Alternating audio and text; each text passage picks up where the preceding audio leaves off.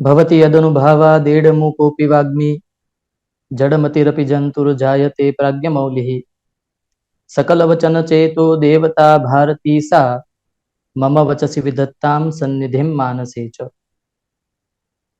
यशोमती किशोरकं नमामि चित्तचोरकं सर्वेभ्यः गुरुजनेभ्यः विद्वज्जनेभ्यः पुराणरसिकेभ्यः च मे प्रणामाः।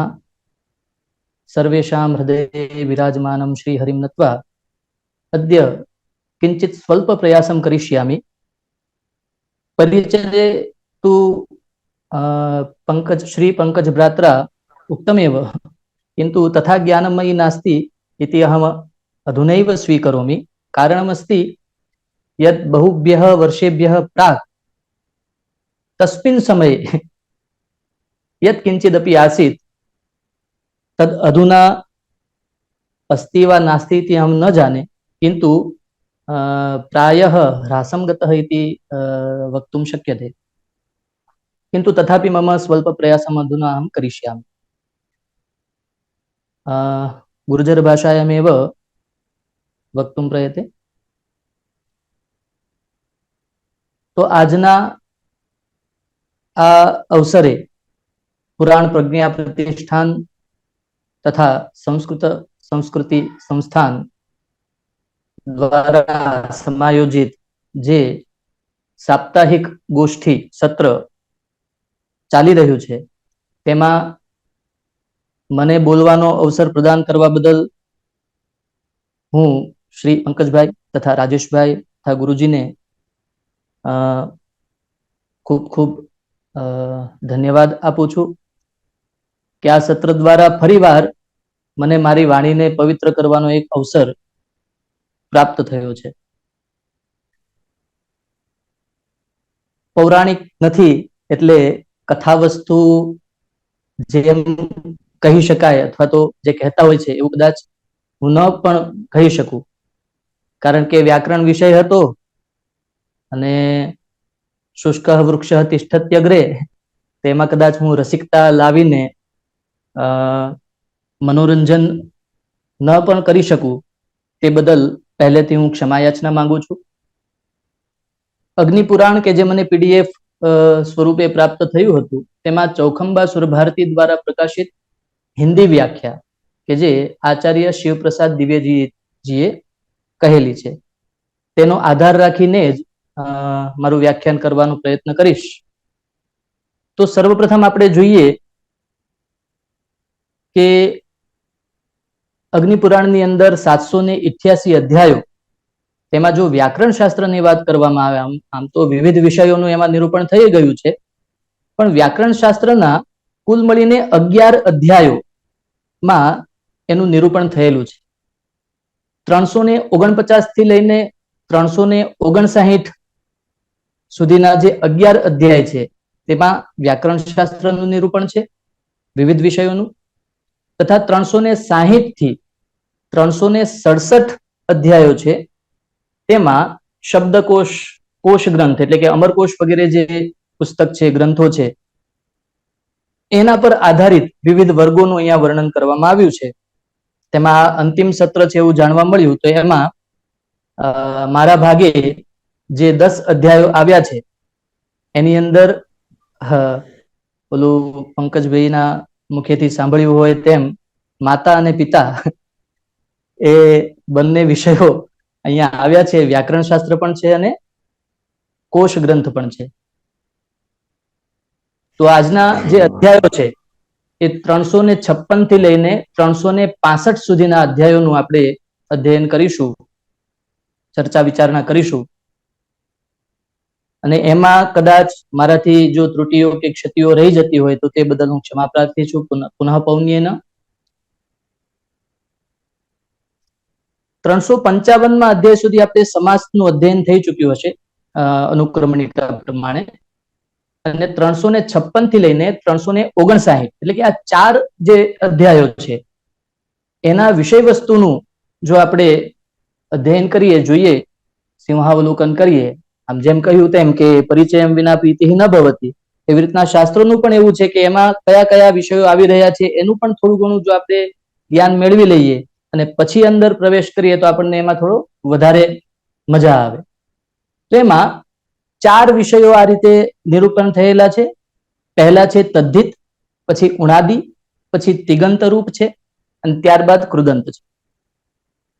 360 થી 365 અધ્યાય એટલે કે કુલ 6 અધ્યાયો છે એનું વિષય વસ્તુ, તો એમાં વિવિધ વિષયો આવરી લેવામાં આવે છે. સ્વર્ગ પાતાલાદિ વર્ગનું વર્ણન છે, અવ્યય વર્ગનું વર્ણન છે, નાનાર્થ વર્ગનું વર્ણન છે, ભૂમિ વનૌષધિ આદિનું વર્ણન છે અને મનુષ્ય એટલે કે બ્રહ્મ, ક્ષત્ર, વૈશ્ય અને શુદ્ર એ વર્ગનું વર્ણન તથા બ્રહ્મ વર્ગ વર્ગ, આ રીતે કુલ 6 અધ્યાયો તેમાં આપ્યા છે.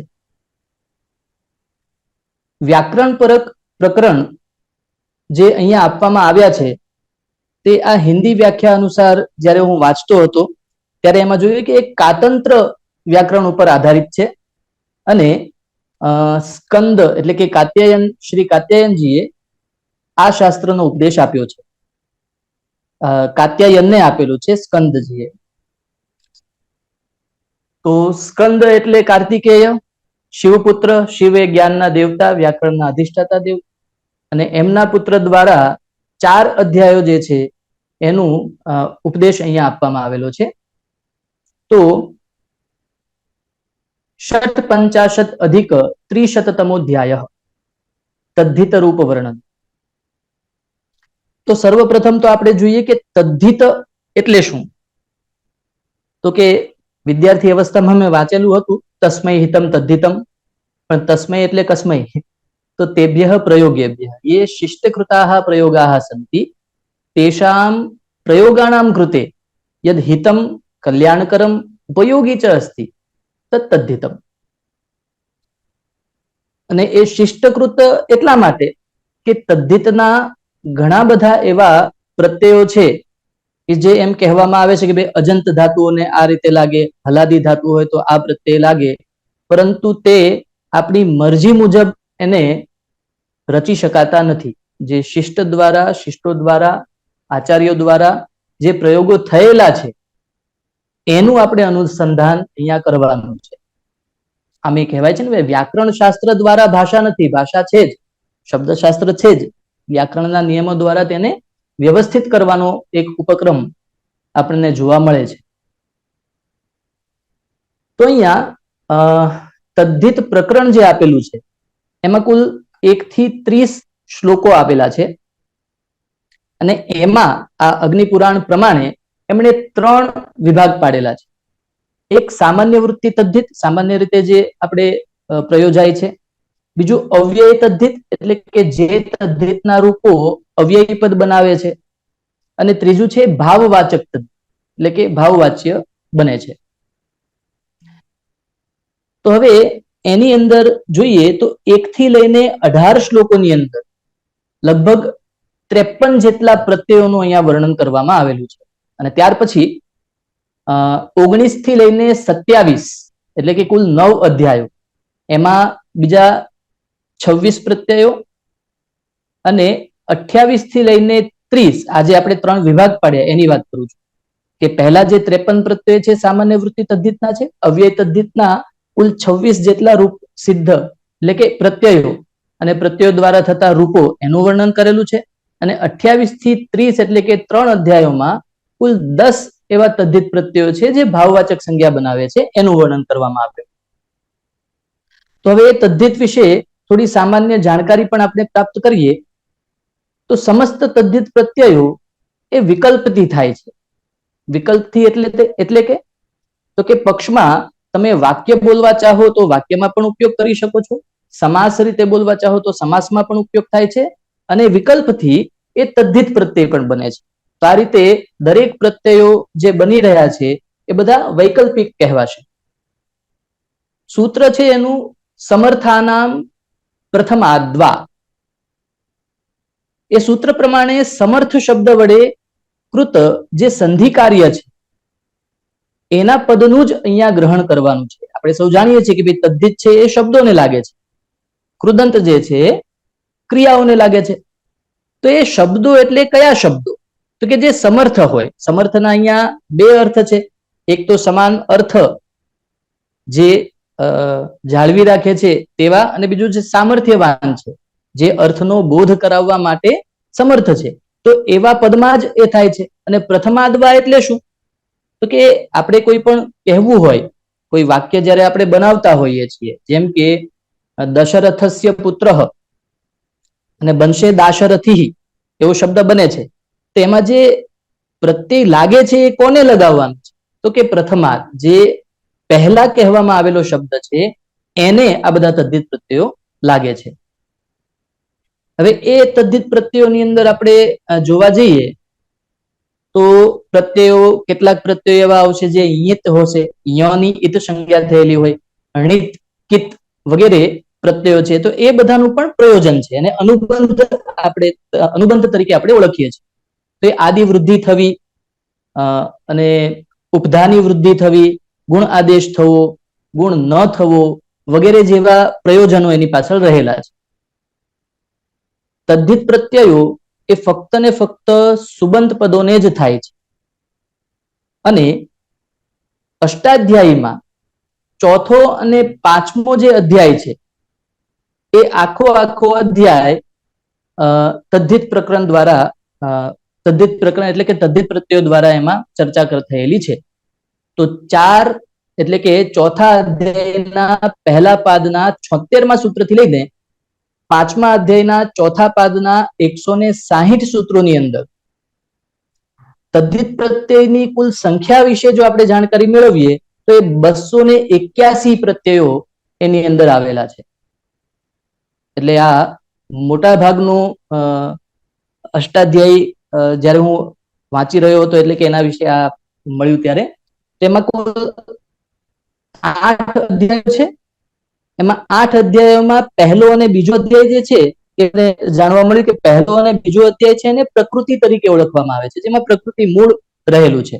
જ્યારે 6 એટલે કે 3 વિભાગ પાડીએ તો એ 3 અધ્યાયો, ત્રીજો, ચોથો અને પાંચમો, એમાં પ્રત્યય રહેલા છે. અને છઠ્ઠો, સાતમો અને આઠમો અધ્યાય જે છે એમાં પ્રયોગો રહેલા છે, કઈ રીતે એનો પ્રયોગ થાય, કયા અર્થમાં થાય વગેરે એવા સૂત્રો બધા આપેલા છે. તો પ્રત્યય વિશે વાત કરતા પ્રત્યયોના પણ પ્રકાર પાછા 5 કહેલા છે. સુબંત પ્રત્યય છે, તિંગંત પ્રત્યય છે, કૃદંત, તદ્ધિત અને સ્ત્રી પ્રત્યય છે. તો અહીંયા તદ્ધિત પ્રત્યયના વર્ણનમાં પાણિનીય અષ્ટાધ્યાયીમાં તદ્ધિત પ્રત્યયોનું જે વર્ગીકરણ છે એ કુલ 12 પ્રકરણોમાં કરેલું છે. એટલે કે એના નામ આપણે જોઈએ તો પ્રાગદિવ્યતીય, એમાં અણનો અધિકાર છે, અણ નામનો પ્રત્યય છે, એનો અધિકાર આવે છે. ચોથા અધ્યાયના પહેલા પાદના 83મા સૂત્રથી લઈને ચોથા અધ્યાયના ત્રીજા પાદના 168મા સૂત્ર સુધી, એટલે કે 409 સૂત્રો એ ફક્ત અણના અધિકારમાં, એટલે કે પ્રાગદવ્યતીય પ્રકરણની અંદર આવે છે. આ એટલા માટે આપણે વ્યાપ કહી રહ્યા છીએ કે અહીંયા આ જે શ્લોક આપવામાં આવ્યા છે એ શ્લોકોની સંખ્યા વિશે જો આપણે જાણીએ તો કુલ 30 શ્લોકોની અંદર તદ્ધિતનું વર્ણન છે, પરંતુ એ તદ્ધિત વિષય એટલો વ્યાપક છે, તો એના પ્રકરણો કુલ 12 છે, જેમાં 44 અર્થોની અંદર અણ પ્રત્યય કરવામાં આવેલા છે. બીજું પ્રકરણ આવે છે પ્રાગ વહતીય, જેમાં ઠગ અધિકાર છે, ઠગ પ્રત્યય જે આપણે કરીએ છીએ. તો એમાં ચોથા અધ્યાયના ચોથા પાદના પહેલા સૂત્ર 74મા સૂત્ર સુધી કુલ 74 સૂત્રો આપેલા છે, જે 36 અર્થોની અંદર ઠગ પ્રત્યય કરે છે. આ રીતે પ્રાગ હિતીય યદ અધિકાર, એટલે કે યત પ્રત્યયનો જે અધિકાર છે એમાં 31 અર્થોની અંદર કુલ 70 સૂત્રો આપવામાં આવેલા છે. ત્યારબાદ પ્રાક કૃતિય જે 6 અધિકાર, એટલે કે 6 છાધિકાર આપણે કહીએ, તો એ 6 પ્રત્યય જે છે એ એના માટે 17 જ સૂત્ર છે, અને 3 અર્થોની અંદર એ પ્રત્યય થાય છે. ત્યારબાદ આવે છે પ્રાક વતીય, એટલે કે વતી જ્યાં સુધી ન આવે ત્યાં સુધીના જે અધિકાર છે એમાં 6 અધિકાર છે. 27 અર્થોની અંદર કુલ 97 સૂત્રો આપેલા છે. અને આ રીતે આ જે 5 વર્ગીકરણ કરવામાં આવે છે એ 5 ને મહોત્સર્ગ તરીકે ઓળખવામાં આવે છે. આ 5 મહોત્સર્ગ છે તદ્ધિત પ્રકરણની અંદર. આ જે 5 પ્રકરણો, પહેલા પ્રકરણો છે પ્રાગદિવ્યતીય, પ્રાગવહતીય, પ્રાગહિતીય, પ્રાગતૃતીય અને પ્રાગવતીય. તો એ 5 મહોત્સર્ગો છે. અને ત્યાર પછીના બાકીના જે સૂત્રો છે એને પાછા 7 વિભાગોમાં વિભાજન કરવામાં આવે છે, વર્ગીકરણ કરેલું છે. એને જોઈએ તો એક છે નૈ સ્નૈ અધિકાર પ્રકરણ. આ બધાને પ્રકરણ એવું નામ આપવામાં આવ્યું છે. આ બધા પ્રકરણો છે. પાંચમિક પ્રકરણ, મત્વર્થીય પ્રકરણ. નૈ સ્નૈમાં 22, પાંચમિકમાં 44, મત્વર્થીયમાં 96 સૂત્રો છે. પ્રાગદિશીય પ્રકરણ એમાં 26 સૂત્ર, પ્રાગીવીય પ્રકરણ એમાં 69, સ્વાર્થિક પ્રકરણ એમાં 91 અને સમાસાંત પ્રકરણ એમાં 92 સૂત્રો દ્વારા એનું વિવેચન કરવામાં આવેલ છે. તો આમ કુલ મળીને તદ્ધિત નો જે વિષય વસ્તુ છે એ ખૂબ જ વ્યાપક છે. અને એ દ્રષ્ટિએ અહીંયા પહેલો જે પ્રકરણ છે એની આપણે હવે શરૂઆત કરીએ. સ્કંદ ઉવાચ તદ્ધિતમ ત્રિવિધમ વક્ષ્યે સામાન્ય વૃત્તિરીદૃશમ લત્યં સલો વત્સલઃ સ્યાદિલચી સ્યાત્તુ ફેનિલમ લોમશઃ પામનોને ઇલચી સ્યાત્તુ પિચ્છિલઃ અણિ પ્રાજ્ઞાર્ચ શ્રાદ્ધઃ સ્યાદ દંતા દુરચી દંત. એટલે કે ભગવાન સ્કંદે અહીંયા કહ્યું કે તદ્ધિતોના 3 પ્રકારનું હું વર્ણન કરીશ, જેમાં સામાન્ય વૃત્તિ તદ્ધિત, અવ્યય તદ્ધિત અને ભાવવાચક તદ્ધિત. હવે એ કયા ધાતુઓને કયા અર્થમાં પ્રત્યય લગાડતા કેવા કેવા રૂપ બને છે એની શરૂઆત થાય છે. અંશ શબ્દથી લચ પ્રત્યય થવાથી અંસલહ એવો શબ્દ બને છે, જેનો અર્થ બલવાન એવો થાય. વત્સલહ શબ્દ પણ લચ પ્રત્યય દ્વારા છે, જે સ્નેહવાન અર્થ પ્રગટ કરે છે. ઇલચ પ્રત્યય દ્વારા ફેન શબ્દને લાગવાથી ફેનિલહ, જેનો અર્થ ફેન યુક્ત, ફીણથી યુક્ત એવો અર્થ થાય છે. લોમાદી ગણમાં પઠિત શબ્દોને શ પ્રત્યય લાગવાથી લોમશઃ આદિરૂપ વ્યુત્પન્ન થાય છે, લોમવાન એવા અર્થમાં. ત્યારબાદ પામનો ને એટલે કે ન પ્રત્યયમાં પામનઃ એવો શબ્દ થાય છે, જેનો અર્થ થાય છે જેને ખંજવાળ થયેલી છે તેવો વ્યક્તિ. પિચ્છાદી શબ્દોની અંદર ઇલચ પ્રત્યય લાગીને પિચ્છિલહ એવો શબ્દ બને છે, એટલે કે પાંખો વાળો. ત્યારબાદ પ્રજ્ઞા શબ્દને અણ પ્રત્યયથી પ્રાજ્ઞઃ બુદ્ધિમાન, અર્ચા શબ્દને અણ પ્રત્યયથી આર્ચઃ એટલે કે અર્ચાવાન, શ્રદ્ધા શબ્દને ણ પ્રત્યય દ્વારા શ્રાદ્ધઃ, અને મેં જેમ કહ્યું હતું જ્યાં જ્યાં ણની ઈત સંજ્ઞા થઈ હોય, યની ઈત સંજ્ઞા થઈ હોય ત્યાં આદિ વૃદ્ધિ થઈ જશે, એટલે શ્રદ્ધામાંથી શ્રાદ્ધ એવો શબ્દ આપણને જોવા મળે છે, અર્થાત શ્રદ્ધાવાન. દંત શબ્દને ઉરચ પ્રત્યય થવાથી દંતુરહ એટલે કે ઉઠેલા દાંત વાળો એવો અર્થ છે. ત્યારબાદ ર પ્રત્યય દ્વારા અહીંયા મધુર, સુશીર જેવા શબ્દ બને છે. કેશ શબ્દને વ પ્રત્યય થાય છે, એટલે કે કેશવ એવો શબ્દ બને છે. ઘૂંઘરાળા વાળ વાળો એટલે કે ભગવાન શ્રી કૃષ્ણને આપણે કેશવ તરીકે ઓળખીએ છીએ, તો એનું કારણ એ છે એમના કેશ જે છે, વાળ જે છે ઘૂંઘરાળા હતા, એટલા માટે એમને કેશવ એવું કહેવામાં આવે છે. ત્યારબાદ હિરણ્ય શબ્દ છે, વ પ્રત્યય લાગીને હિરણ્યવહ, મણિ શબ્દને મણિવહ એટલે કે સુવર્ણવાન, સંપત્તિવાન એવો અર્થ થાય છે. રજસ શબ્દને વલચ પ્રત્યય લાગીને રજસ્વલહ એટલે કે ધૂળથી ભરેલું જે હોય એને રજસ્વલહ એવો અર્થ નીકળે છે. ક્રમશઃ ધન, કન અને હસ્ત શબ્દને ઇની પ્રત્યય લાગે છે, તો એ ધની, કરી એવા બધા રૂપો વ્યુત્પન્ન કરે છે. ધનવાન, હાથવાળો કરી એટલે. ઠ નો ઇક પ્રત્યય થઈ જવાથી એટલે કે એક આદેશ થઈ જવાથી થસ્યે કહ, તો એ ધનિક એવો શબ્દ પણ બને છે. પયસ અને માયા શબ્દ છે, જેને વિની એવો શબ્દ થાય છે, તો પયસ્વી અથવા માયાવી એવા શબ્દ અહીંયા મળી આવે છે. પયસ્વી એટલે કે દૂધ વાળો, માયાવી એટલે કે માયા કરવા વાળો. તો તદ્ધિત એટલે થી યુક્ત અથવા વાળો એમ કરતા અર્થની અંદર આપણને વધુ જોવા મળે છે. વિશેષણ તરીકે તદ્ધિત પ્રત્યયનો પણ ઉપયોગ આપણને વધારે જોવા મળે છે. ત્યારબાદ મત્વર્થીય યુસ નામનો પ્રત્યય છે, જેને ઉર્ણા શબ્દને લાગીને ઉર્ણાયુહુ એટલે કે ઊન વાળો, જે ઊનથી ભરેલો હોય એને આપણે કહી શકાય. વાચ શબ્દને ગ્મિની પ્રત્યય થાય છે, એટલે વાગ્મી એવો શબ્દ, એટલે કે બોલવામાં જે પ્રખર છે એવો અર્થ ત્યાં વ્યુત્પન્ન થાય છે. એવી જ રીતે આલચ પ્રત્યય થી વાચાલહ અને આટચ નામનો પ્રત્યય છે, જેનાથી વાચાટહ જેવા પણ રૂપ બને છે. ત્યારબાદ ફલ શબ્દ અને બરહ શબ્દ એને ઇનચ નામનો પ્રત્યય થાય છે. હવે અહીંયા બરહીણહ એવો શબ્દ તો મેં સાંભળેલો જ છે. બરહીણહ શબ્દનો પણ અર્થ થાય છે પીછાવાળો એટલે કે મોર, પણ ઇનચ પ્રત્યય દ્વારા બરહી એવો પણ એક શબ્દ બને છે, એટલે કે ફલનું ફલી, બરહનું બરહી જેવો રૂપ થાય છે, ફળ વાળો અને બરહી એટલે કે પીછાવાળો મોર. વૃંદ શબ્દને આરકન નામનો પ્રત્યય થાય છે, જેથી વૃંદારક એવો શબ્દ બને છે. વૃંદારક દેવ અર્થમાં પ્રયુક્ત છે. શીતમ ન સહતે એ અર્થની અંદર શીત શબ્દને આલુચ નામનો પ્રત્યય થાય છે, એટલે શીતાલુહુ. એવી જ રીતના હિમ શબ્દને હિમાલુહુ એવા શબ્દ બને છે. રૂપમ વાતા દુલચી સ્યાદ વાતુલશ્ચાપત્યકે, તો રૂપ એટલે કે વાત શબ્દને ઉલચ પ્રત્યય લાગીને વાતાલુહુ એવો શબ્દ બને છે. વશિષ્ઠ શબ્દને અપત્ય અર્થમાં તદ્ધિત જે છે એ મૂળ તો તસ્યેદમ, તસ્ય નિવાસઃ, તસ્યાપત્યમ અને તેન રક્તમ, આ ચાર સૂત્રોની અંદર લગભગ એમાં સમાવેશ થઈ જતો હોય છે.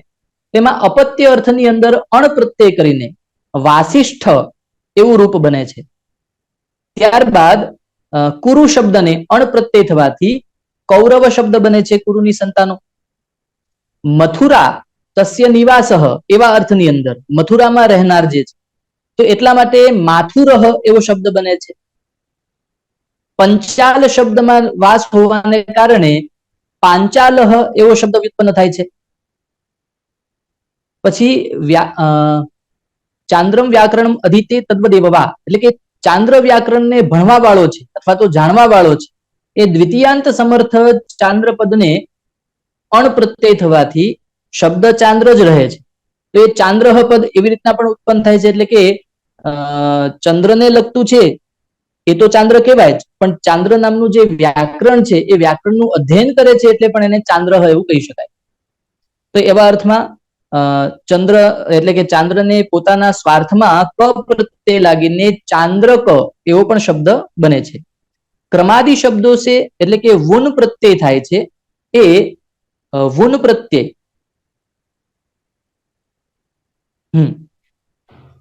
व्यक्ति अर्थात जो क्रम को जानता है, એટલે કે ક્રમને જે જાણવા વાળો છે એને. હવે વુ આવે એટલે યુવો રણાકવ અક આદેશ થઈ જશે, એટલે કે ક્રમકઃ એવો શબ્દ બનશે. કોશમ વ્યક્તિ કોષને જે જાણે છે, તો એ કોશ શબ્દને જ્યારે વુન પ્રત્યય થશે ત્યારે કૌશકઃ આદિવૃદ્ધિ થઈ જશે. પ્રિયંગુ નામ ભવમ ક્ષેત્રમ તત્ર ભવઃ એ સૂત્ર દ્વારા, તો જ્યાં પ્રિયંગુ કંગની જે ઉત્પન્ન થાય છે એવા અર્થમાં ષષ્ઠ્યંત સમર્થ પ્રિયંગુ શબ્દને ખણી પ્રત્યય થવાથી અને ઉના સ્થાનની અંદર ઈના એવો આદેશ કરીને આદિ અચની વૃદ્ધિ કરીને પ્રયંગવીનમ એવો અહીંયા શબ્દ બને છે. મુદ્ગાનામ ભવમ ક્ષેત્રમ એટલે કે મુદ્ગ શબ્દને પણ એ જ અર્થની અંદર ખઈ પ્રત્યય થવાથી ખનો ઇન આદેશ થઈ જાય છે.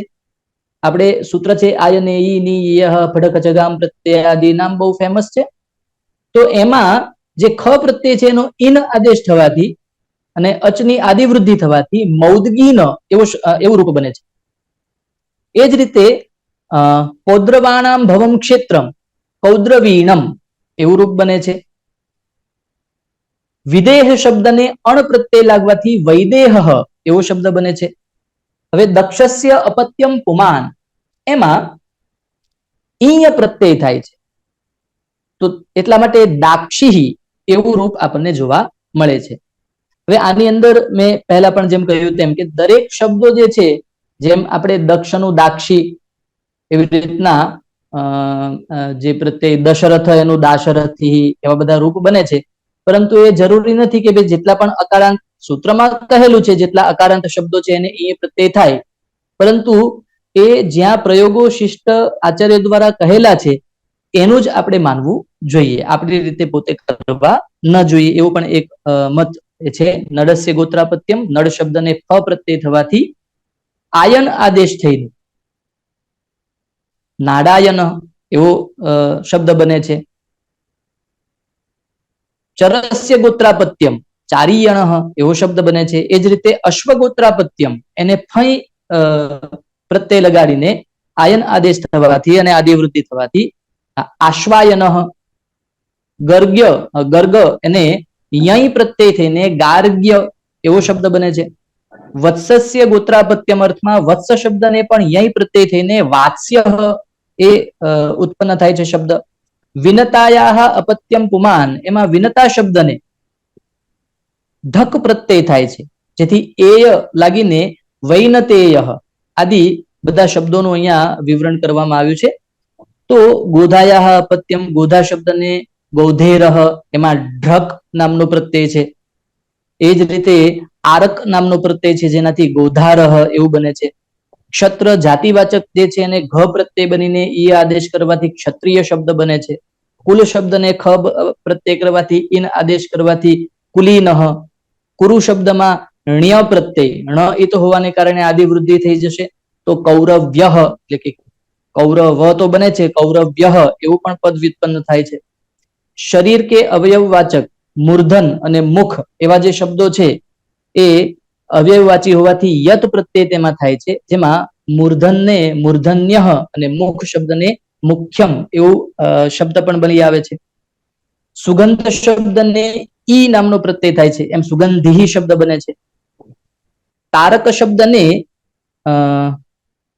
ઇતચ નામનો પ્રત્યય થાય છે, એટલે તારકિતમ નભઃ વિશેષણમાં એનો પ્રયોગ થાય છે. તારકિતમ નભઃ, તારકાદી ગણની અંદર પઠિત શબ્દોને ઇતચ પ્રત્યય થતા હોય છે. એવી જ રીતના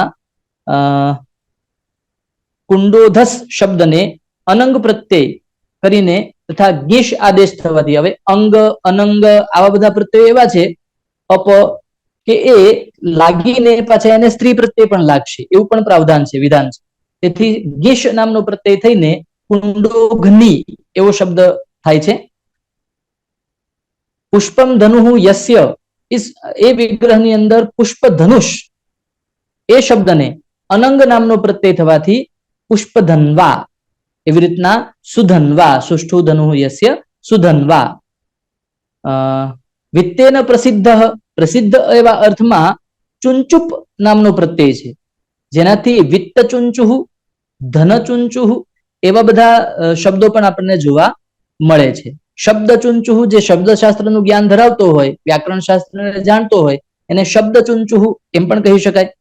ચણપ નામનો પ્રત્યય છે, તો એ કેશ શબ્દને થઈને કેશ ચણઃ.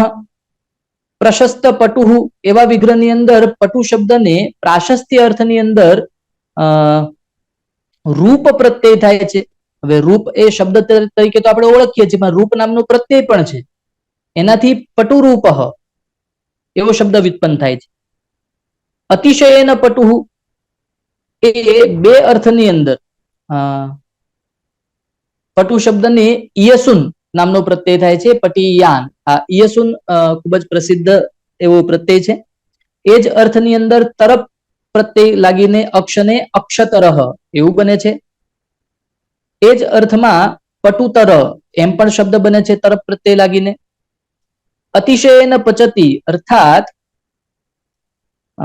અટતી શબ્દને તમપ પ્રત્યય લાગીને આમ પ્રત્યય કરવાથી અટતી તમામ, એટલે કે અહીંયા આપણને જાણવા મળે છે કે ક્રિયાપદોને પણ તદ્ધિત પ્રત્યય લાગી શકે છે. ક્રિયાપદનું જે રૂપ છે અટતી, એને તમપ પ્રત્યય લાગ્યો અને પછી આમ આદેશ થવાથી અટતી તમામ, વિજય તે તરામ, વિજય તે તમામ એવા જે આપણે રૂપો જોઈએ છીએ તો એ ખરેખર ક્રિયાપદ નથી પરંતુ તદ્ધિતના રૂપો છે, તે અહીંયા આપણે જાણી શકીએ. કેટલીક ન્યૂનતા અથવા તો અસમાપ્તિનો અર્થ સૂચિત કરવા માટે સુબંત અને તિગંત શબ્દોથી કલ્પક એવો પ્રત્યય થાય છે. દેશ્ય અને દેશીયર આ ત્રણ પ્રત્યય થાય છે કે થોડુંક ન્યૂન. જેમ કે મૃદુ શબ્દને કલ્પપ પ્રત્યય થવાથી મૃદુકલ્પ, એટલે કે મૃદુ ખરા પણ થોડુંક એના જેટલું નહીં, થોડુંક ન્યૂન, ઓછું, તો એ મૃદુ કલ્પહ એવો અર્થ બને છે. ઈષદ ઉનઃ, તો ઇન્દ્ર શબ્દને કલ્પ પ્રત્યે લાગીને ઇન્દ્રકલ્પ એવા બધા રૂપ આપણને જોવા મળે છે. રાજા, તો રાજન શબ્દને પણ રાજકલ્પ. રાજદેશ્ય, માત્ર જ નામનો પ્રત્યય છે, તો એનાથી જાનુ માત્રમ એવું ઘૂંટનેતક એટલે જાનુ સુધીનું, તો જાનુ માત્રમ દ્વયસચ નામનો પ્રત્યય છે. ઉરુદ્વયાસ શબ્દ એનાથી વ્યુત્પન્ન થાય છે. ઉરુ શબ્દથી દધનચ નામનો પ્રત્યય છે, તો ઉરુદધનમ વગેરે શબ્દો આપણને જોવા મળે છે. તો આ રીતે ઘણા બધા એવા તદ્ધિત પ્રત્યયો છે જેનું અહીંયા નિરૂપણ કરેલું છે. કુલ 30 જેટલા શ્લોકો છે, જેની અંદર લગભગ 83 જેટલા જે પ્રત્યયો છે એનું અહીંયા નિરૂપણ થયેલું છે. ઘણા બધા એવા પ્રત્યયો પણ છે જે આપણે પહેલી વખત સાંભળેલા કે વાંચ્યા હોય તો એવું પણ બની શકે. છેલ્લે 30મા શ્લોકમાં જો આપણે જોઈએ તો આશ્વમ કૌમારકમ ચાઈ રૂપમ ચાઈ ન યૌવનમ આચાર્યકમ કની પ્રોક્તમ એવમ અન્યેપી તદ્ધિતા. તો એ રીતે આચાર્યસ્ય ભાવ અથવા કર્મ એવા અર્થની અંદર આચાર્ય શબ્દને કન પ્રત્યય થઈને આદિ અચની વૃદ્ધિ થઈને આચાર્યકમ એવું પણ આપણને રૂપ જોવા મળે છે. તો દરેક પ્રત્યયોને આપણે અત્યારે લઈ નહીં શકીએ, પરંતુ આ રીતના અલગ અલગ પ્રત્યયો દ્વારા પ્રાતિપદિકોનું નિર્માણ જે છે એ થાય છે, શબ્દોનું નિર્માણ જે છે એ થઈ રહ્યું છે. તો આ રીતે તદ્ધિત કથનમ નામ 55 અધ્યાય. તત્સત શ્રી કૃષ્ણાર્પણમસ્તુ. હવેનો વિષય આવે છે ઉણાદિ સિદ્ધ રૂપ.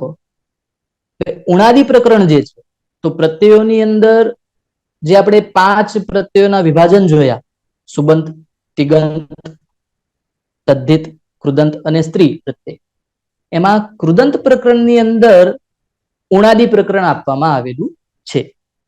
એટલે કે કૃદંતના જે 4 વિભાગો આપણે જોઈએ તો એની અંદર ઉણાદિનું વર્ણન થાય છે. અહીંયા આ જે અધ્યાય છે એની અંદર 27 જેટલા પ્રત્યયો એનું અહીંયા નિરૂપણ કરવામાં આવેલું છે. સિદ્ધાંત કૌમુદીની દ્રષ્ટિએ આપણે જોઈએ ઉણાદિ, તો એ કૃદંત પ્રકરણનું જે આપણે કૃત્ય પ્રક્રિયા, પૂર્વ કૃદંત, ઉણાદિ અને ઉત્તર કૃદંત એમ જે 4 પ્રકરણો છે તેમાં ઉણાદિ એ આપણને વાંચવા મળે છે, અધ્યયન કરવા મળે છે.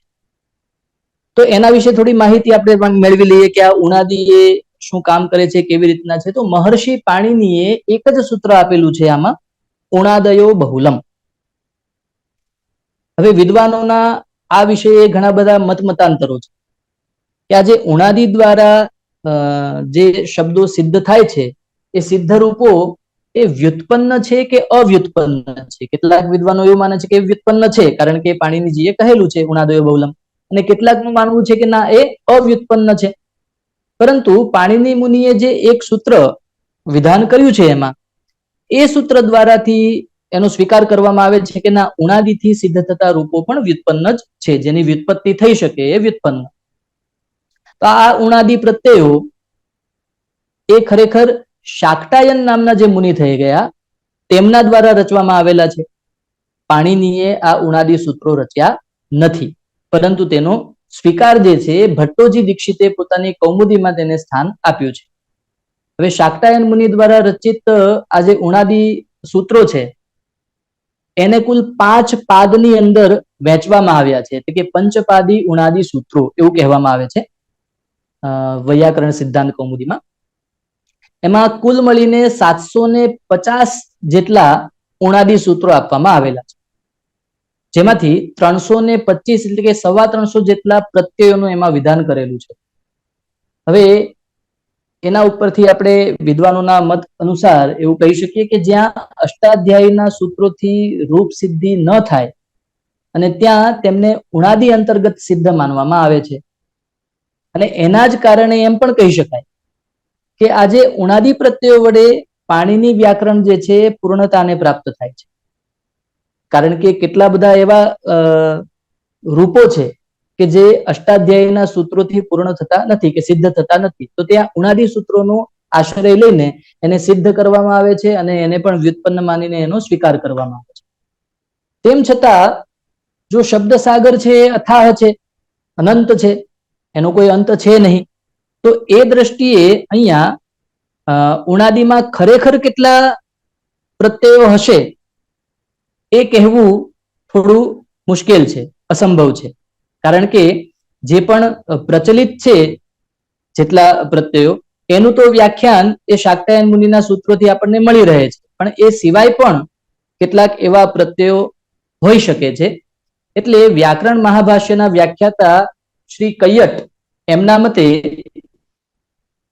પાણિની મુનિએ જે બહુલમ શબ્દ વાપર્યો છે એ બહુલમ શબ્દ ગ્રહણ કરવાથી શાક્તાયન મુનિ સિવાયના જે અન્ય આચાર્યો થઈ ગયા, પૂર્વવર્તી આચાર્ય, એ આચાર્યોના સૂત્રોથી પણ જો કોઈ રૂપ સિદ્ધ થતા હોય તેનું સાધુત્વ જે છે એ આપણે સ્વીકારી લેવું જોઈએ, એવું કૈયટનો મત છે.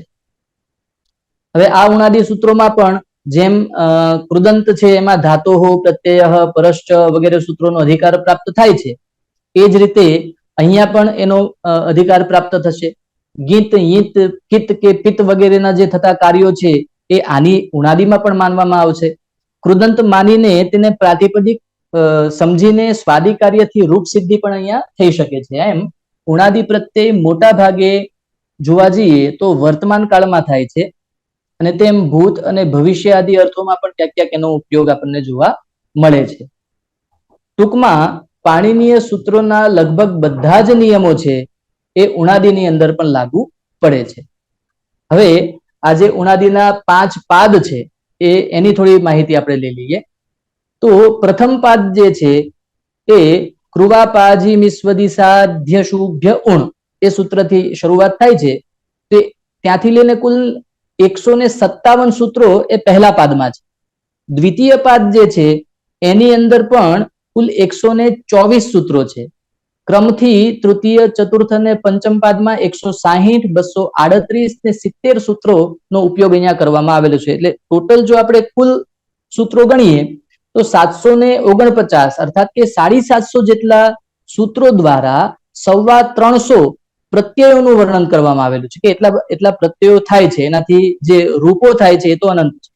તો અહીંયા કુલ મળીને આપણું જે અધ્યાય છે ઉણાદિ સિદ્ધ રૂપ સપ્તપંચાશદ અધિક ત્રિશતતમ અધ્યાયમાં, તો એની અંદર કુલ 30 જેટલા પ્રત્યયો છે એનું અહીંયા વિધાન કરવામાં આવેલું છે અને એ પણ 11 જેટલા શ્લોક છે જેની અંદર આપણે એનું વર્ણન જોઈ શકીએ છીએ. કુમાર ઉવાચ ઉણાદયોભિધાસ્યન્તે પ્રત્યયા ધાતુતઃ પરે ઉણી કારુશ્ચ શિલ્પી સ્યાત જાયુર્માયુશ્ચ પિત્તક. એટલે કે હવે ધાતુથી લાગનારા એટલે કે ક્રિયાને લાગનારા ધાતુની પરમાં લાગનારા એવા ઉણાદયો પ્રત્યયોને હું વર્ણન કરીશ, જેમાં ઉણ નામનો પ્રત્યય છે જે ક્રુ ધાતુને લાગવાથી કારુહ એવું રૂપ બને છે. શિલ્પી એવા અર્થની અંદર શિલ્પ કરનાર જે છે એને ક્રુ ધાતુ એવા અર્થમાં ઉણ પ્રત્યય થવાથી કારુહ એવું રૂપ બને છે, અર્થાત કારુ એટલે કે શિલ્પી. ત્યારબાદ જયતિ રોગાન એવા અર્થની અંદર જી ધાતુને ઉણ પ્રત્યય કરીને આય આદેશ કરવામાં આવતા, એટલે કે વૃદ્ધિ થઈને આય આદેશ થશે તો જાયુહ એવું રૂપ બને છે. જાયુહ એટલે કે ઔષધિ. પછી મી ધાતુને ઉણ પ્રત્યય કરીને અનુબંધ લોપ, વૃદ્ધિ, અયાદેશ વગેરે કરીને માયુહ એવું રૂપ બને છે, એટલે કે પિત્ત એવો અર્થ થાય છે એનો. તો આ રીતે ગાવમ વિનોતી એવા અર્થમાં ગોપૂર્વક મી ધાતુને ગોમાયુહ શબ્દ બને છે. એ જ રીતે આયુહ શબ્દને પણ ઉણ પ્રત્યય લાગેલો છે. ઉણાદિ પ્રત્યયોની બહુલક પ્રવૃત્તિ આપણને અહીંયા જોવા મળે છે. તો એવા અર્થમાં સ્વદી નામનો જે ધાતુ છે એને ઉણ પ્રત્યય લાગવાથી સ્વાદુહ એવું રૂપ બને છે. હેતુ શબ્દ જે છે એ પણ ઔણાદિક જ છે. કિમ દ્વારા એટલે કે કિમ પૂર્વકના ઉપપદ પૂર્વકના શ્રુ ધાતુને ઉણ પ્રત્યય લાગવાથી કિંશારુહ કિમ શૃણાતિ ઇતિ એવા અર્થમાં પ્રત્યય થાય છે અને રૂપ થાય છે. પછી કૃકવાકુ એવું રૂપ આપણને મને કૃકે ન ગલે ન વક્તિથી, તો વચ ધાતુને ઉણ પ્રત્યય થાય ને કૃકવાકુ એવો શબ્દ બને છે. તો એમાં યુણ પ્રત્યય છે. હવે આગળ જો આપણે એમાં જોવા જઈએ તો ભ્રુ ધાતુને વિભરતી એવા અર્થની અંદર ઉ પ્રત્યય લાગે છે, જેનો ભરુહુ એવો અર્થ થાય છે. તો આપણે જોઈ શકીએ છીએ કે ઉ અને ઉણમાં ફરક ક્યાં પડ્યો કે ત્યાં ણનો ઇત સંજ્ઞા લોપ થતો હતો એટલે વૃદ્ધિ થઈ, જ્યારે અહીંયા થતી નથી. તો ગુણ થઈને ભ્રુ ધાતુને ભર અને ઉ લાગી જવાથી ભરુહુ એવું રૂપ બને છે. મ્રીને મરુહુ જલહીન દેશ. શિંગ ધાતુથી ઉ પ્રત્યય લાગવાથી રૂપ બને છે શયુહુ, જે સુઈ રહે છે તેવો.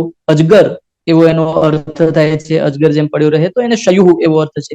સર તો અડધો અને સર, સર ને ઉ પ્રત્યય લાગવાથી સરુહુ એવો થાય છે એ અર્થમાં. સ્વ શબ્દને ઉ પ્રત્યય લાગીથી વિભક્તિ કાર્ય થવાથી સ્વરુહુ એવો શબ્દ બને છે, જેનો અર્થ થાય છે વજ્ર. એ જ રીતે આગળ ફલ્ગુહુ એવો શબ્દ બને છે. ત્રપથી ત્રપુહુ એવો શબ્દ બને છે. ગૃધ ધાતુને ક્રન લાગવાથી ગૃધ્રહ એવો શબ્દ વ્યુત્પન્ન થાય છે. મદી ધાતુને કિરચ લાગવાથી મંદિરમ, એટલે મંદિર શબ્દમાં મદ ધાતુ છે જેને કિરચ પ્રત્યય થયેલો છે. એ રીતે તિમિર એટલે કે તિમી શબ્દને કિરચ પ્રત્યય લાગવાથી તિમિરમ એટલે કે અંધકાર એવો અર્થ આપણને જાણવા મળે છે. આગળ વલ એટલે કે શલ નામનો પ્રત્યય છે ઇલચ, શલ ધાતુથી ઇલચ પ્રત્યય લાગવાથી સલીલમ અર્થાત કે જલ એવો અર્થ આપણને જાણવા મળે છે. કલ્યાણાર્થક ભંડી ધાતુ છે એને ઇલચ પ્રત્યય લાગવાથી ભંડીલહ, ભંડીલમ એટલે કે કલ્યાણ એવો અર્થ આપણને મળે છે. ત્યારબાદ ક્વસુ પ્રત્યય લાગે છે, તો એનો અનુબંધ લોપ કરીને કાર્ય કરતા વિદ શબ્દને વિદ્વસ એવો શબ્દ બને છે, એટલે કે વિદ્વાન પંડિત એવો અર્થ થાય છે. શિંગ ધાતુને કિરચ પ્રત્યય લાગવાથી વુક થવાથી જે દીર્ઘ ઈકાર આદેશ થઈ જાય છે વ્યાકરણ સૂત્ર દ્વારા, તો એ શિવિરમ એવું રૂપ બને છે. એટલે કે શિવિરમ શબ્દમાં ખરેખર શિંગ ધાતુ રહેલો છે અને ગુપ્ત નિવાસ કરને યોગ્ય એવો એનો અર્થ થાય છે. અવધાતુને તુંગ પ્રત્યય લાગવાથી અને ઉઠ આદેશ થવાથી ઓતુહુ એવું રૂપ બને છે, જેનો અર્થ થાય છે બિલાડી. ક્રુ ધાતુને ન પ્રત્યય લાગવાથી કર્ણ એવો શબ્દ બને છે. પછી વસને તુન પ્રત્યય લાગવાથી વાસ્તુ એવો અર્થ બને છે. ગૃહભૂમિ જે છે તેને વાસ્તુ કહેવામાં આવે છે.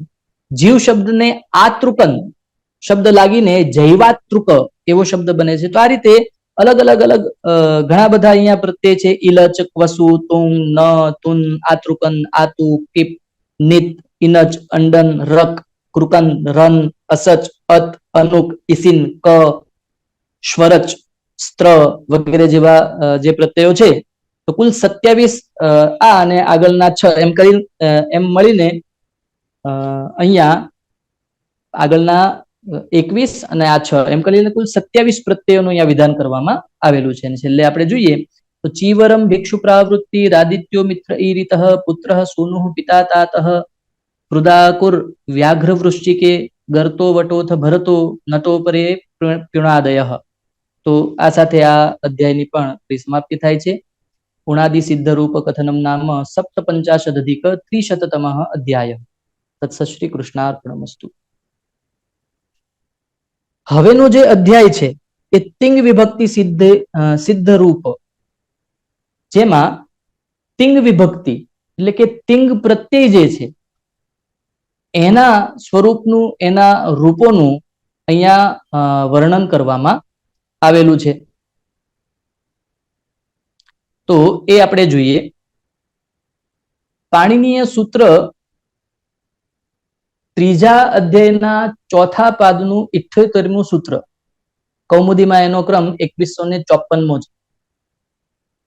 તો તિપ્તસ્જી સિપ્થસ્થમિવસ્મસ તાતામજ થાસાથામ ધ્વમિર્વહિમહિ.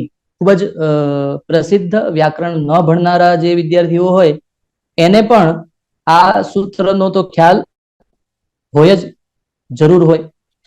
તો આ સૂત્ર જે છે એ કુલ બે પદોમાં વિભાજિત થયેલા છે. 9 પ્રત્યય જે છે એ પરસ્મય પદના છે, જ્યારે બીજા 9 પ્રત્યયો જે છે એ આત્મનેપદ પદના છે. એમ મળીને કુલ 18 પ્રત્યયોનું અહીંયા નિરૂપણ આપણને વ્યાકરણ શાસ્ત્રમાં જોવા મળે છે.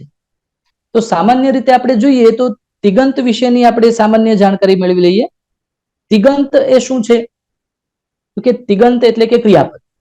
સુપ્તિગંતમ પદમ, સુબંત એટલે શબ્દરૂપ, તિગંત એટલે ક્રિયાપદ. તો એ ક્રિયાપદ જે છે એને બે ભાગોમાં અહીંયા વહેંચાયેલા આપણને જોવા મળે છે, પરસ્મય પદ અને આત્મનેપદ. તો એ પરસ્મય પદ એટલે શું? તો કે ક્રિયાનું ફળ જ્યારે અન્યને મળે તો એ પરસ્મય પદ છે, અને ક્રિયાનું ફળ જ્યારે પોતાને મળે તો એ આત્મનેપદ છે.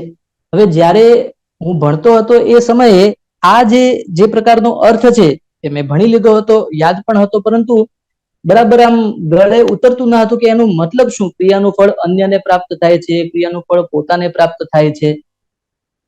તો ખરેખર મારી દ્રષ્ટિએ અથવા તો મારા વાંચવામાં ક્યાંય આવ્યું હોય એ રીતે જો એનો અર્થ જોવા જઈએ તો ક્રિયાનું ફળ અન્યને મળે નહીં, પરંતુ જ્યારે આપણી એવી ઈચ્છા હોય કે હું જે આ કર્મ કરી રહ્યો છું તેનું ફળ જે છે બીજાને પ્રાપ્ત થાય, તો ત્યાં આપણે પરસ્મય પદનો ઉપયોગ કરવો જોઈએ, અને જ્યાં પોતાને જ પ્રાપ્ત થતું હોય ત્યાં આત્મનેપદનો. કેમ? મને એવો વિચાર શા માટે આવ્યો? જેમ કે લભતે અને પ્રાપ્નોતિ બંનેનો અર્થ તો એમ જ થાય કે લાભ થાય છે, કે મળે છે, પ્રાપ્ત થાય છે. તો જ્યારે વિચાર કરો કે કેટલું બધું ગહન ચિંતન હશે કે તમારે જે ક્રિયા કરી રહ્યા છો, જે પ્રાપ્ત કરી રહ્યા છો, એ પ્રાપ્ત કરીને એનું ફળ પોતાને નથી મળવાનું, ત્યારે તમારે પ્રાપ્નોતિ એવો ઉપયોગ કરવો જોઈએ. અને જે કર્મ દ્વારા એનું ફળ જે છે પોતાને પ્રાપ્ત થાય છે ત્યારે લભતે એવો ઉપયોગ કરવો જોઈએ, એવું કદાચ કહી શકાય. પણ ટૂંકમાં શાસ્ત્રોમાં કે અધ્યયનમાં તો એ જ મળે છે કે ક્રિયાનું ફળ અન્યને મળે એટલે પરસ્મય અને પોતાને મળે એટલે આત્મનેપદ.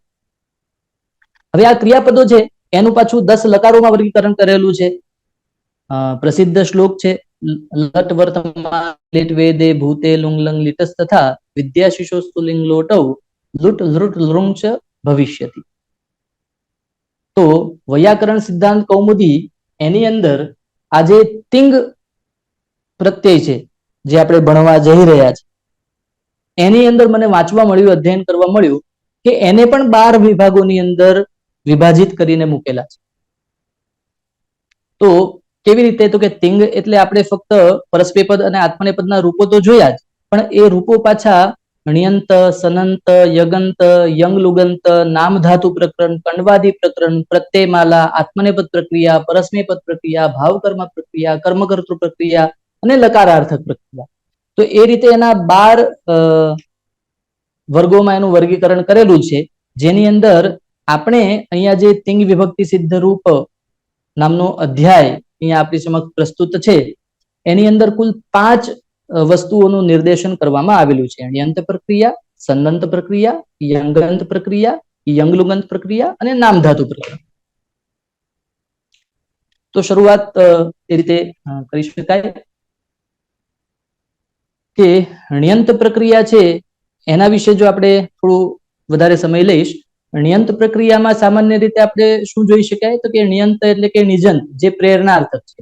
એમાં કર્તા જે છે 2 પ્રકારના થઈ, એક છે પ્રયોજક એટલે કે પ્રેરક કર્તા, અને બીજું પ્રયોજ્ય કર્તા એટલે કે વ્યાપારવાન કર્તા. અને આ જે નિજંત છે એ લગભગ મોટા ભાગે ઉભયપદી જોવા આપણને મળે છે. શિક્ષક છાત્રાન પાઠયતિ અથવા પાઠયતે એવું રૂપ આપણે કરી શકીએ છીએ. આકારાંત ધાતુઓ જો હોય તો એમાં પુક આગમ થઈને દાપયતિ, સ્થાપયતિ એવા પણ રૂપ આપણને જોવા મળે છે. ત્યારબાદ સનંત પ્રક્રિયા શું છે? તો સનંત પ્રક્રિયા જે છે એ વિકલ્પથી થાય છે. વાક્યમાં બોલનારની ઈચ્છા ઉપર એ નભે છે. તેમાં ઈચ્છાર્થક વાદી ધાતુ થી લઈને ચુરાદીને જેટલા પણ ધાતુઓ છે એને ઈચ્છા અર્થની અંદર સન આદિ પ્રત્યયો સન પ્રત્યય થાય છે. સનાદ્યંતા ધાતવથી એની ધાતુ સંજ્ઞા થઈ જશે. તુમુન પ્રત્યયાંત સાથે ઈચ્છતિ દ્વારા એનો વિગ્રહ કરવામાં આવે છે. જેમ કે પઠિતુમ ઈચ્છતિ પિપઠિષ્યતિ, અને સંયંગોહો સૂત્ર છે, જેના દ્વારા એ ધાતુ જે છે એને દ્વિત્વની પ્રાપ્તિ. ત્યારબાદ આવે છે યંગંત પ્રક્રિયા.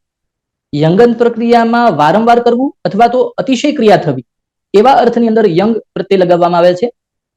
હલાદી એકાચ ધાતુઓને જ આ યંગ પ્રત્યય થાય છે.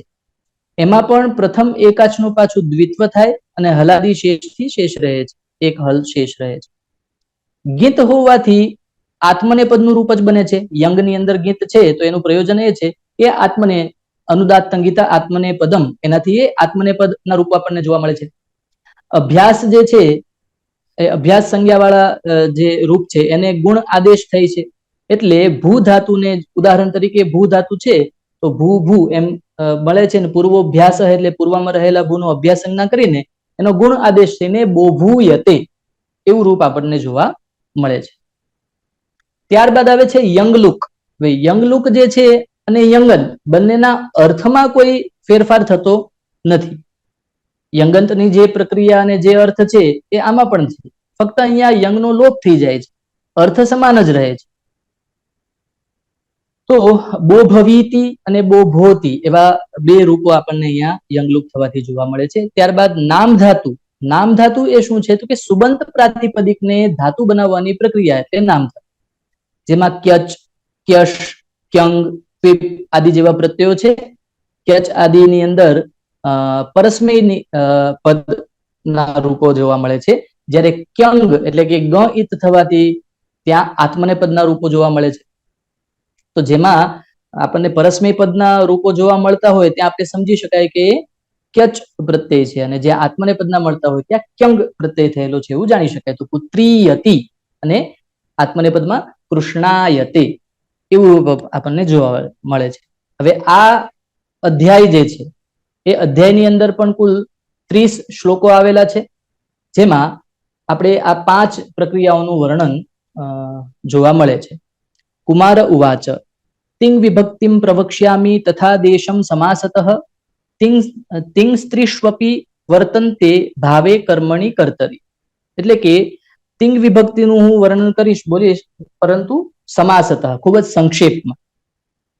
તો આ જે તિંગ છે એ ભાવ અર્થ, કર્મ અર્થ અને કર્તા અર્થ એની અંદર આપણને જોવા મળે છે. સકર્મક અને અકર્મક ધાતુ હોય તો